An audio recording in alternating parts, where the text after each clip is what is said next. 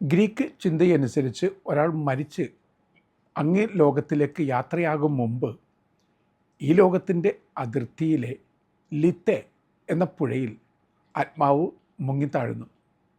ഹെയ്ഡ്സിലെ 5 പുഴകളിലൊന്ന് ലിത്തെ. ഈ പുഴ മറവിയുടെ പുഴ എന്നറിയപ്പെടുന്നു. ഈ പുഴ സൈപ്രസ് മരത്തിൻ്റെ കീഴിൽ ഹിപ്നോസ് എന്ന ഗുഹയ്ക്ക് സമീപത്താണ്. എല്ലാം പ്രതീകാത്മകതയാണ്. സൈപ്രസ് നിത്യതയുടെ പ്രതീകമായ മരമാണ്. ഹിപ്നോസ് എന്ന് പറയുമ്പോൾ ഉറക്കമാണ്. അപ്പോൾ നിത്യമായ ഉറക്കത്തിലേക്ക് ഒരാളെ ക്ഷണിച്ചിട്ട് എല്ലാം മറന്ന് റിഫ്രഷിംഗ് ആണ്. പിന്നെ ഒരു പുതിയ സ്റ്റാർട്ടാണ്. നിത്യതയുടെ ലോകത്തിലേക്ക് ഒരാൾ ചുവട് വെക്കുകയാണ്. വെർജിൽ എനീഡ് എന്ന മഹാഗ്രന്ഥത്തിൽ എഴുതുന്നുണ്ട്, ഇതൊരു ബ്ലെസ്സിങ് ആണ്. കാരണം ഈ ലോകത്തിൻ്റെ ആശാപാശങ്ങളെല്ലാം മറന്ന്, കുറ്റബോധങ്ങളെല്ലാം വെടിഞ്ഞ്, റിഗ്രറ്റുകളൊക്കെ വെടിഞ്ഞ് ഒരാൾ പുതിയൊരു ലോകത്തിലേക്ക് പുതിയ ചുവട് വെക്കുകയാണ്. അതുകൊണ്ടാണ് ഇതിനെ ബ്ലെസ്സിങ് എന്ന് വിളിക്കുക. ഇനി ഈ മറവി പുഴയിലേക്ക് ചെല്ലല്ലേ എന്ന് കീറ്റ്സ് കവിത എഴുതുന്നുണ്ട്. അദ്ദേഹം പറയുന്നുണ്ട് നോ ഗോ നോട്ട് ടു ലിത്തെ. കാരണം അദ്ദേഹത്തിന് അത് പറയാനൊരു കാരണമുണ്ട്. അദ്ദേഹം പറയുന്നുണ്ട് ഈ ലോകത്തിലെ ദുഃഖങ്ങളെ ഉള്ളിലേക്ക് ആവാഹിച്ച് ദുഃഖത്തെ ഒരു ആനന്ദമാക്കി പകർത്തുക, ഒരുതരം ആത്മരതി എന്നൊക്കെ പറയുന്ന പോലെ. പക്ഷേ മറവി സത്യത്തിൽ നല്ലതല്ലേ? എന്നാലോചിച്ച് നോക്ക് എൻ്റെ പ്രിയപ്പെട്ടവരെ. നിങ്ങൾ പണ്ട് തുടങ്ങിയുള്ള സകല കാര്യങ്ങളും, പ്രത്യേകിച്ച് നിങ്ങളെ കീറി മുറിച്ച് വിഷമിപ്പിക്കുന്ന കാര്യങ്ങൾ ഇന്നും ഓർത്തുകൊണ്ടിരിക്കുകയാണെങ്കിൽ നിങ്ങൾക്കായി തീർത്ത ഏതോ ഒരു ഇരുട്ടുമുറിയിൽ അടച്ചിട്ടിരിക്കുന്ന ആളെ പോലെയല്ലേ? സ്വയം ശിക്ഷ വിധിച്ച് വധശിക്ഷ കാത്തിരിക്കുന്ന ഒരാളെ പോലെ നിങ്ങളുടെ ഇരുട്ടുമുറി കഴിയുകയാണ്. എല്ലാ ഓർമ്മകളൊന്നും നല്ല ഓർമ്മകളല്ല. ചില ഓർമ്മകൾ കൊല്ലുന്ന, ഇഞ്ചിഞ്ചായി കൊല്ലുന്ന ഓർമ്മകളാണ്. അങ്ങനെയുള്ള ഓർമ്മകളൊക്കെ കുറച്ച് കുറക്കുന്നത് നല്ലതല്ലേ? എന്നെ കേൾക്കുന്ന പ്രിയപ്പെട്ട സുഹൃത്തെ, ഇന്നത്തെ ഈ വീഡിയോയിൽ ഞാൻ പറയുന്നത് ചില ഓർമ്മകൾ നമ്മുടെ ഉള്ളിൽ നിന്നും ഇല്ലാതാകണം. ലിത്തെ എന്ന പുഴയ്ക്കുള്ള ഒരു പ്രത്യേകത, ആ പുഴ ശരിക്കും ധവള വർണ്ണത്തിലുള്ളതാണ്. അതായത് ഒരു പാൽപ്പുഴ പോലെയാണത്. അതിൽ ഒരാൾ മുങ്ങി പൊങ്ങുമ്പോൾ ഒരു കുഞ്ഞിനെ പോലെയായി മാറുന്നു. പുതുപ്പിറവിയാണ്.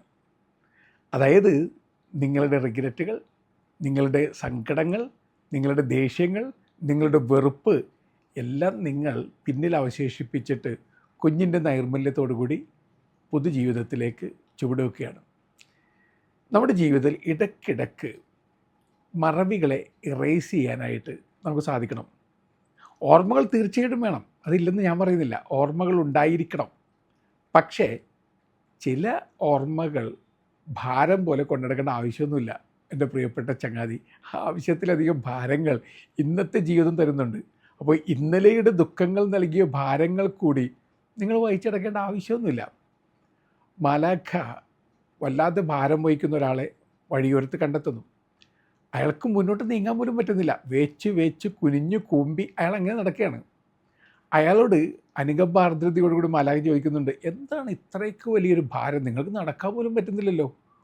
സത്യത്തിൽ ഓടാനുള്ള കഴിവുള്ള ആളാണ് നിങ്ങൾക്ക് നടക്കാൻ പോലും പറ്റുന്നില്ല. എന്താണ് ഇത്രയ്ക്ക് നിങ്ങൾ നിലംപതിപ്പിക്കുന്ന ഭാരം?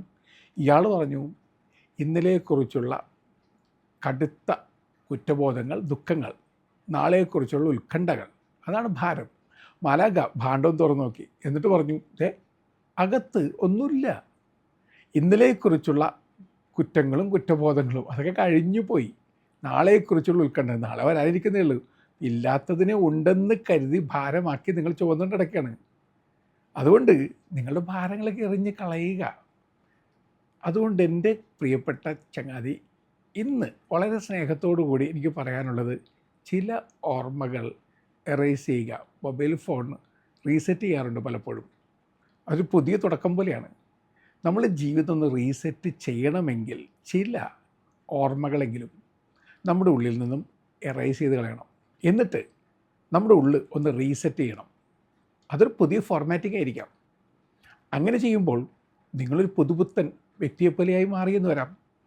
ഇനി ഫിസിയോളജിക്കലി, മെൻ്റലി ഈ ഫൊർഗെറ്റ്ഫുൾനെസ് നമ്മളെങ്ങനെ സഹായിക്കുന്നുണ്ട്?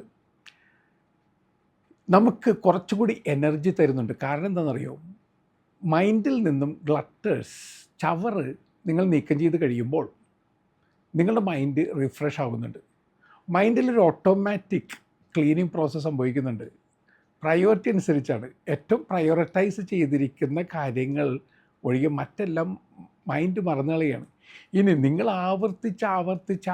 ആവർത്തിച്ച് ചിന്തിക്കുന്ന ചില വിഷാദാത്മക ഓർമ്മകൾ, അവ അവിടെ കിടക്കും. കാരണം നിങ്ങളിങ്ങനെ ചിന്തിച്ചുകൊണ്ടേയിരിക്കുകയാണ്. അപ്പോൾ പതുക്കെ അതൊക്കെ ഒന്ന് മറക്കാൻ ശ്രമിക്കുന്നത് സത്യത്തിൽ നല്ലതല്ലേ? അപ്പോൾ നിങ്ങൾ എന്നോട് ചോദിക്കും, മറക്കാൻ ശ്രമിച്ചാൽ ചില കാര്യങ്ങൾ വീണ്ടും തീവ്രമാവും. ശരി തന്നെ. പക്ഷെ നിങ്ങൾ ചെയ്യേണ്ട ഒറ്റ കാര്യമുള്ളൂ, നിങ്ങൾ നൊമ്പരപ്പെടുത്തുന്ന ഓർമ്മകളിൽ തന്നെ കുടുങ്ങിക്കിടക്കാൻ അനുവദിക്കാതിരിക്കുക. അതിനെന്താ ചെയ്യേണ്ടത്? അതിന് ചെയ്യാൻ പറ്റിയ കുഞ്ഞു കുഞ്ഞു കാര്യങ്ങളുണ്ട്. ഞാൻ വീണ്ടും പറയാം. വീണ്ടും forgetfulness is a great gift എന്ന് പറയാറുണ്ട്. എന്തുകൊണ്ടാണ്? The gift of forgetfulness is the present to the present. ഈ നിമിഷത്തിന് വേണ്ടിയുള്ള ഒരു പ്രസൻറ്റ് പോലെയാണ് ദ ഗിഫ്റ്റ് ഓഫ് ഫൊർഗെറ്റ്ഫുൾനെസ്. അതുകൊണ്ട് ആരും എഴുതിയിട്ടുണ്ട്, it's the art of forgetfulness is the art of the heart. സത്യമാണ്, സത്യമാണെന്ന് എനിക്ക് തോന്നുന്നു. Art of forgetfulness is the art of the heart. ഹൃദയത്തിൻ്റെ ആർട്ടാണത്. അത് നമ്മളൊന്ന് ഹൃദയത്തോട് ചേർത്ത് നോക്കുക. സത്യമാണത്.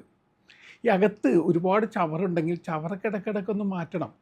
ചവറ് നിറച്ചു വെച്ചിരിക്കുന്ന ചവറ് വണ്ടിക്കകത്ത് നിങ്ങൾ ശ്വാസം പിടിച്ചിരിക്കേണ്ട ആവശ്യമുണ്ടോ? ചില ആളുകൾ ചവറ് വണ്ടിയൊക്കെ മാറ്റിയിട്ട് മുല്ലപ്പൂ നിറക്കുന്ന വണ്ടിയൊക്കെ മാറ്റാറുണ്ട്. അങ്ങനെയൊക്കെ സാധിക്കും. ആ ഒരു പ്രോസസ്സാണ് നമ്മുടെ ഈ ജീവിതത്തിൽ സംഭവിക്കേണ്ടത്. അങ്ങനെ സംഭവിക്കണമെന്നുണ്ടെങ്കിൽ നമ്മുടെ ബ്രെയിനെ ഒന്ന് വീണ്ടും റീസെറ്റ് ചെയ്യാൻ തയ്യാറാവുക. ഇനി കുറച്ച് സുന്ദരമായ നുറുങ്ങ് അനുഭവങ്ങളിലൂടെ നമുക്ക് സഞ്ചരിക്കാം. അപ്പോൾ അവരുടെ ജീവിതത്തിലൂടെ നമ്മളുടെ ജീവിതത്തിലെ കയ്പ് അനുഭവങ്ങളെ, ഓർമ്മകളെ ഇറേസ് ചെയ്ത് എങ്ങനെയാണ് നമുക്ക് പഠിച്ചെടുക്കാം. അമ്മയുടെ മകൻ ആക്സിഡൻറ്റിൽ മരിച്ചുപോയി. അമ്മയ്ക്ക് വേണമെങ്കിൽ വാതിലടച്ച് ദുഃഖിച്ചിരിക്കാം.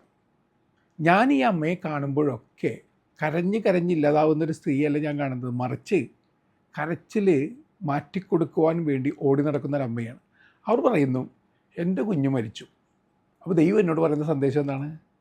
എൻ്റെ കുഞ്ഞിനെക്കുറിച്ച് ഓർത്തോർത്ത് കണ്ണീർ പൊഴിക്കാനല്ല ദൈവം പറയുന്നത്. എൻ്റെ കുഞ്ഞിനെ മറ്റുള്ളവരെ കണ്ടെത്തുക, അവരെ സഹായിക്കുക. അവർ നല്ല അധ്യാപികയായിരുന്നു. ഒരുപാട് പിള്ളേർക്ക് ഫ്രീ ആയി ട്യൂഷൻ എടുത്ത് അവർ പഠിപ്പിക്കുന്നു, മകനെ പഠിപ്പിക്കുന്നതിന് തുല്യമായിട്ട്. ഇടയ്ക്കിടയ്ക്ക് മകൻ്റെ ബർത്ത്ഡേ വരുമ്പോൾ അല്ലെങ്കിൽ മകൻ്റെ ഓർമ്മ ദിനങ്ങൾ വരുമ്പോൾ അവർ ഏതെങ്കിലും അനാഥ മന്ദിരങ്ങളിലോ വൃദ്ധമന്ദിരങ്ങളിലോ പോയി അവർക്ക് ഭക്ഷണം വിളമ്പുന്നു. അവിടെ കഥകളൊന്നും പറയുന്നില്ല, കരച്ചിലുകളൊന്നുമില്ല. സ്നേഹത്തിൻ്റെ പങ്കുവെപ്പ്, സ്നേഹത്തിൻ്റെ മഹാവിരുന്നിലേക്ക് ഹൃദയപൂർവ്വം അവർ ആളുകളെ ക്ഷണിക്കുകയാണ്. എത്ര ഉദാത്തമായൊരു കാര്യമാണ്. മാത്രമല്ല, അവർ എല്ലായിടത്തും നടന്ന് ഈ ചെറു കിളികളെ പോലും ഊട്ടുന്ന കാഴ്ച ഞാൻ കണ്ടിട്ടുണ്ട്. രാവിലെ തന്നെ അവർ ചെറു കിളികൾക്ക് ഭക്ഷണം വാരി വിതറി കൊടുക്കുന്നത് കാണാം. സ്വർഗത്തിൻ്റെ കാഴ്ച പോലെയാണത് എനിക്ക് തോന്നിയിട്ടുള്ളത്. വേനൽക്കാലത്ത് അവർ കുടങ്ങളിൽ വെള്ളം നിറച്ചു വെക്കും. ഈ കിളികളൊക്കെ വരട്ടെ, അവർ കഴിക്കട്ടെ. അവർ പറയുന്നത് ഇങ്ങനെയാണ്, അവറ്റകൾക്കും കാണില്ലേ ദാഹം, അവറ്റകൾക്കും കാണില്ലേ വിശപ്പ്, അവറ്റകൾക്ക് പറയാൻ പറ്റില്ലല്ലോ, മിണ്ടാപ്രാണികളല്ലേ. ഇത് പറയുമ്പോൾ അവരുടെ മനസ്സിൽ തെളിയുന്നൊരു ചിത്രമുണ്ട്. ഏതോ പെരുവഴിയിൽ ആക്സിഡൻറ്റിൽപ്പെട്ട് പിടഞ്ഞു കിടക്കുന്ന മകൻ. അവനെ ശുശ്രൂഷിക്കാൻ ആരും ഉണ്ടായിരുന്നില്ല, അവനെ ആശുപത്രി എത്തിക്കാൻ ആരും ഉണ്ടായിരുന്നില്ല. രക്തം വാർത്ത് ദാഹിച്ച് വരണ്ട് അവനവിടെ കിടന്ന് മരിച്ചു. വേണമെന്നുണ്ടെങ്കിൽ that can be made A bitter memory, but now she is making it A better memory. അതെങ്ങനെ സാധിക്കും നിങ്ങൾ എന്നോട് ചോദിച്ചു കഴിഞ്ഞാൽ, ബിറ്ററായതിനെ ബെറ്ററായൊരു അവസ്ഥ സൃഷ്ടിക്കാൻ വേണ്ടി നമുക്ക് മാറ്റിമറിക്കാം. അവരെങ്ങനെയാണ് ചെയ്തുകൊണ്ടിരിക്കുന്നത്? അതല്ലേ സത്യത്തിൽ കുറച്ചുകൂടി സുന്ദരം എന്ന് പറയാവുന്നൊരു കാര്യം. പിന്നെ ചിലർക്കിങ്ങനെ ബോധത്തോടു കൂടി ഫൊർഗെറ്റ്ഫുൾനെസ്സിലേക്ക് വരാൻ പറ്റാത്ത വിധത്തിൽ മൈൻഡ് വല്ലാതെ ഡിസോർഡർലി ആയിപ്പോയെന്ന് വരാം. സുനാമി കാലത്ത് നഷ്ടപ്പെട്ട ഒരു മകനെക്കുറിച്ച് ഓർത്ത് കരയുന്ന അമ്മ എനിക്കറിയാം. അവരുടെ ബോധാവസ്ഥ പോയി. അപ്പോൾ അതിനെക്കുറിച്ച് നമ്മൾ പറഞ്ഞിട്ട് കാര്യമില്ല. അമ്മ എല്ലാ നേരവും ബ്രേക്ക്ഫാസ്റ്റ്, ലഞ്ച്, ഡിന്നർ, ഇടയ്ക്കുള്ള സ്നാക്സ് മകന് വേണ്ടി ഇതൊക്കെ മേശപ്പുറത്ത് വിളമ്പി കാത്തിരിക്കും. വാതിൽക്കൽ ഒറ്റ ഇരിപ്പാണ്. എത്ര വർഷങ്ങളായിപ്പോൾ. ആ കാത്തിരിപ്പിന് ഒരു ശമനമില്ല. അവരെ കുറ്റം പറയാൻ പറ്റില്ല. കാരണം അവരുടെ മനസ്സ് അത്രയ്ക്കങ്ങ് ഡിസോർഡർലി ആയിപ്പോയി. അപ്പോൾ അവർ ചെയ്യുന്നത് ബോധത്തോടെയോ ബോധ്യത്തോടെയോ അല്ല. അവരുടെ നിലതെറ്റിയ ആ മാനസിക ഭാവത്തിന് അനുസരിച്ച് നിലവിട്ട കാറ്റ് പോലെ അവർ സഞ്ചരിച്ചുകൊണ്ടിരിക്കുകയാണ്. കുറ്റം പറയാൻ പറ്റില്ല. പക്ഷെ എന്നെ കേൾക്കുന്ന പ്രിയപ്പെട്ട ചങ്ങാതി, നിങ്ങളുടെ ബോധമൊന്നും മറഞ്ഞിട്ടില്ലല്ലോ. നിങ്ങളുടെ ബുദ്ധിഭ്രമം സംഭവിച്ച അവസ്ഥയിലേക്ക് നിങ്ങൾ വീണിട്ടില്ലല്ലോ. അങ്ങനെയാണെങ്കിൽ കുറച്ചുകൂടി ഓർമ്മകളെ നിയന്ത്രിക്കാൻ പഠിച്ച് നോക്കുക. ഭർത്താവ് ചെറുപ്രായത്തിൽ തന്നെ നഷ്ടപ്പെട്ട ഭാര്യ, അതായത് കല്യാണം കഴിച്ച് ഒരു കുഞ്ഞ് ജനിച്ചപ്പോൾ തന്നെ ഭർത്താവ് മരിച്ചുപോയി. ഇവർ സങ്കടപ്പെട്ട് ജീവിക്കാമായിരുന്നു. അവരേതായാലും പുതിയൊരു കുടുംബജീവിതത്തിലേക്ക് പ്രവേശിക്കണമെന്ന് തീരുമാനിച്ചു. അത് അവരുടെ വ്യക്തിപരമായ തീരുമാനമാണ്. ഇനി അവർ കുടുംബജീവിതത്തിലേക്ക് പ്രവേശിക്കുകയാണെങ്കിൽ മറ്റൊരാളെ വിവാഹം ചെയ്തു കഴിഞ്ഞാൽ അതിനെയും കുറ്റം പറയാൻ പറ്റില്ല. പക്ഷെ അവർ തീരുമാനിച്ചത് മറ്റൊരാളെ കല്യാണം കഴിക്കേണ്ട, കുഞ്ഞിനെ വളർത്തി അതിൽ സന്തോഷം കണ്ടെത്തി ജീവിക്കാം. നല്ല ഓർമ്മകളിലാണ് അവർ ജീവിക്കുന്നത്. എല്ലാ ദിവസവും തന്നെ അവർ സിമിത്തേരിയിൽ പോകും. പിന്നെ കുഴിമാട ഇല്ലാതായ സമയത്തും അവർ സിമിത്തേരിയിൽ പോകുന്നുണ്ട്. എല്ലാവർക്കും വേണ്ടി പ്രാർത്ഥിക്കും. അവർ ചെയ്യുന്നൊരു കാര്യം എന്നെ സന്തോഷിപ്പിച്ചു. അവരുടെ പള്ളി സിമിത്തേരി പറ്റാവുന്ന വിധത്തിലൊക്കെ അവർ അലങ്കരിക്കും. അവിടെ എല്ലാ ദിവസവും തന്നെ ഭർത്താവിനോടുള്ള സ്നേഹത്തെ പ്രതി അവർ അടിച്ചു വൃത്തിയാക്കും. പറ്റാവുന്ന വിധത്തിലൊക്കെ പൂക്കൾ, സ്വന്തം ഭർത്താവ് ഇരുന്ന കുഴിമാടിപ്പില്ല, പക്ഷെ അവരുടെ ചെടികളൊക്കെ നട്ടുപിടിപ്പിക്കും. അത് നനയ്ക്കുവാൻ വേണ്ടി സമയം കണ്ടെത്തും. അവർ അവരുടെ പെയിൻഫുൾ മെമ്മറിയെ ഹൃദയത്തിൽ നിന്നും മാറ്റി ഒരു സ്വീറ്റ് ലവിങ് മെമ്മറിയാക്കി മാറ്റുന്നത് ഇങ്ങനെയാണ്. അത് സന്തോഷമുള്ളൊരു കാഴ്ചയല്ലേ? ഓർത്ത് നോക്കുക എൻ്റെ പ്രിയപ്പെട്ടവർ. ഈ സ്ത്രീ തന്നെ ഭർത്താവ് മരിച്ച് ആദ്യത്തെ ക്രിസ്മസ്, നമുക്കൊരു അനാചാരം പോലെയുള്ളൊരു ആചാരമുണ്ട്. ഇപ്പോൾ ആരെങ്കിലും മരിച്ചു കഴിഞ്ഞാൽ അത് കഴിഞ്ഞ് വരുന്ന ക്രിസ്മസിന്, ഒരു വർഷം കഴിഞ്ഞിട്ടായിരിക്കും ക്രിസ്മസ് വരുന്നത്, പക്ഷേ ആ ക്രിസ്മസിന് നമ്മൾ ട്രീ ഉണ്ടാക്കില്ല, നമ്മൾ ക്രിസ്മസ് സ്റ്റാറുകളൊന്നും തൂക്കില്ല.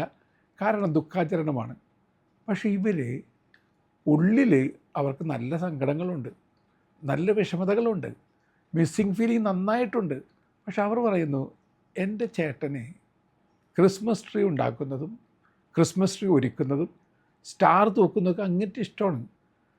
അദ്ദേഹത്തിൻ്റെ ആ സാന്നിധ്യത്തിലും ഞാൻ ഈ വീട്ടിൽ സ്റ്റാർ തൂക്കിയിടും.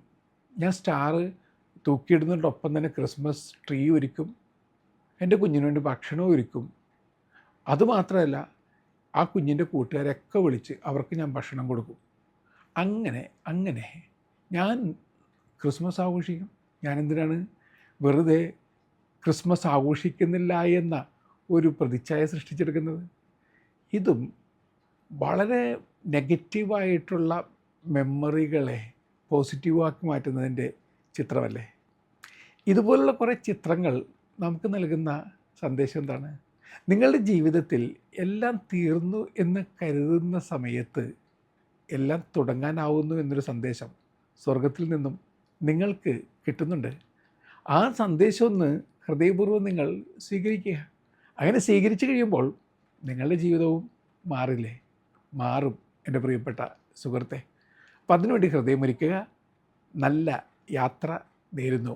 മറവിപ്പുഴ, ധവളവർണ്ണത്തിലുള്ള മറവിപ്പുഴയിൽ സ്നാനമേൽക്കുക.